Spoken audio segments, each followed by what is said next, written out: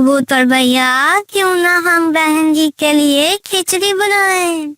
पालिया भैया, हम मेरी बहन के लिए खिचड़ी बनाने लगे हैं। क्या आप हमारी मदद करेंगे? चमकीली जाओ और तुम थोड़े से सूखी लकड़ियां ढूंढ लाओ। एक दिन सुबह सुबह गोलू कबूतर उड़ते हुए रूही चिड़िया के घर की तरफ जाता है। वो जल्द ही उड़ते हुए रूही चिड़िया के घर पहुंच जाता है। रूही बहन, क्या हाल है तुम्हारा?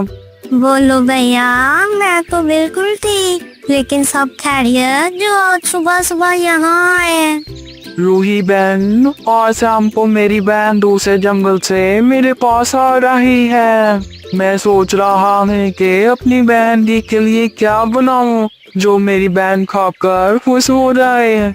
लेकिन कबूतर भैया, आप इस बारे में पिंकी कबूतर से भी तो पूछ सकते थे।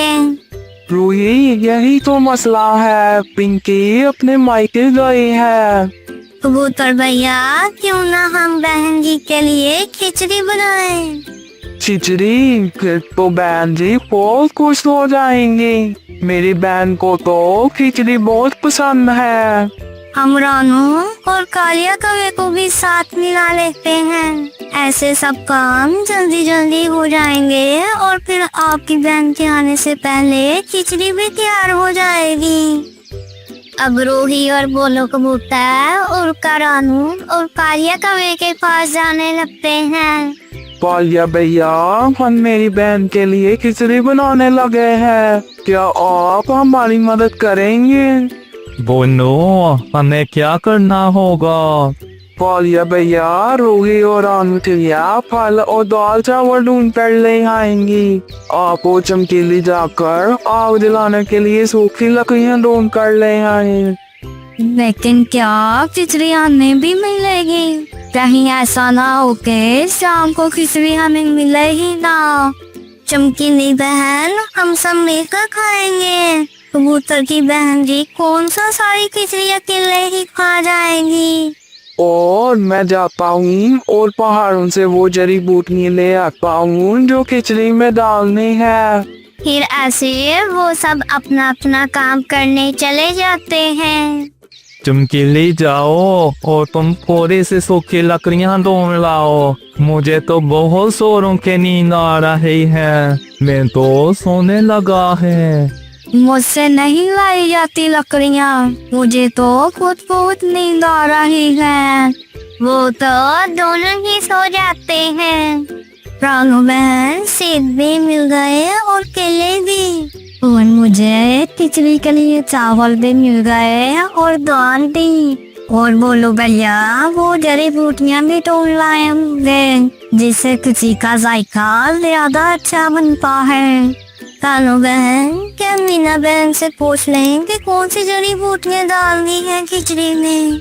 बोलो भैया, मीना बहन से पूछ कर ही गए होंगे। फिर रूही और रानू सारा सामान लेकर वापिस आती हैं। लेकिन कौवा कभी तो सो रहे थे, वो तो लकड़ियां लाए ही नहीं थे। जब खाने का वक्त आएगा तो फिर तुम दोनों सबसे आगे आगे होगे। और बोलू कबूतर की बहन भी आने ही वाली है। आप अभी तक लकड़ियां नहीं लाए। मेरे तो सर में चक्कर आ रहे थे, इसलिए मैं तो सो गई। जो चमकीले के साथ हुआ वही मेरे साथ भी हो रहा था, इसलिए मैं भी सो गया था। अब रानू चिड़िया अब लकड़ियां ले आई। रानू कौवे की बात मान लेती है और लकड़ियां लेने चली जाती है। बोलू कबूतर भी जड़ी बूटियां लेकर वापिस आ जाता है। बोलू भैया, आप मीना बहन से पूछ कर गए थे ना कि कौन सी जड़ी बूटियां डालनी है खिचड़ी में? मैंने मीना तोती से तो नहीं पूछा, मुझे तो वो चौरे पत्तों वाली जड़ी बूटी मेरे घर के पास से ही मिल गई थी, इसलिए मैं वहीं से ले आया। रानू चिड़िया लकड़ियों की जगह गैस वाला चूल्हा ले आती है। फिर सब मिलकर खिचड़ी बनाना शुरू करते हैं। इस खिचड़ी की खुशबू तो बिल्कुल वैसे ही है जैसी मीना तोते की खिचड़ी से आती है। ये भी बहुत मजेदार होगी। चमकीली, ज्यादा मुंह में पानी ना लाओ, मेरी बहन जी आ जाएंगी तो फिर सब मिलकर ही खाएंगे। हमें पता है। अच्छा, अब खिचड़ी तो पकने ही वाली है। रानू बहन, आप जाएं और मीना तोते को भी बुला लाएं। क्या कहेगी वो बेचारी कि सबने खिचड़ी खा ली और उसे बुलाया ही नहीं। जाओ रानू बहन, कालिया ठीक कह रहा है। फिर रानू मीना तोती को लेने चली जाती है। कबूतर, बहन जी को कैसे पता चलेगा कि खिचड़ी मेरे घर बन रही है? आप रूही चिड़िया को साथ ले जाएं और बहन जी को रास्ते में से इधर ले आएं।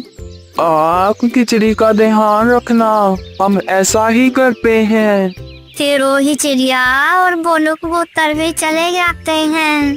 कालिया जी, अगर तुम शैतान हो तो मैं भी तुमसे कम नहीं। मैं तो उसी वक्त ही समझ गई थी कि तुमने रानू को मीना तोती को बुलाने क्यों भेजा है, इसलिए मैंने पागल कबूतर और रूही चिड़िया को भी भेज दिया। तो फिर शुरू करो, जो होगा देखा जाएगा। फिर वो खिचड़ी खाना शुरू करते हैं। क्या बोनो कबूतर खिचड़ी का जायका बढ़ाने के लिए अपने घर के पास से ही छोटे पत्तों वाली टूटी ले गया था? हाँ मीना बहन, उसने तो हमें यही कहा था। लेकिन वो जड़ी बूटी को परिंदों के पर उखाड़ देती है। वो तो जहरीली जड़ी बूटी है। अब जल्दी से चलो, कहीं कोई वो खिचड़ी खा न ले। फिर मीना तोती और रानू चिड़िया जल्दी से वहाँ से जाते हैं। रास्ते में उन्हें रूही चिड़िया और कबूतर भी मिल जाते हैं। रूही बहन, बोलो भैया, कहीं आपने वो खिचड़ी खाई तो नहीं?